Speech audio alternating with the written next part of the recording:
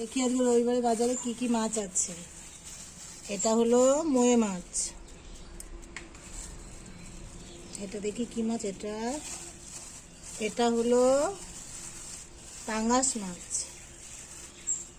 এটা কি আছে, এটাই আছে পাঙ্গাস মাছ। এটাই হলো রুই মাছ। এটাই কি আছে,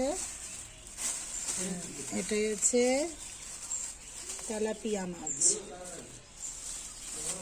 আর এটাই এটাই আছে হলো কি নাম জানো, রূপচাঁদ মাছ।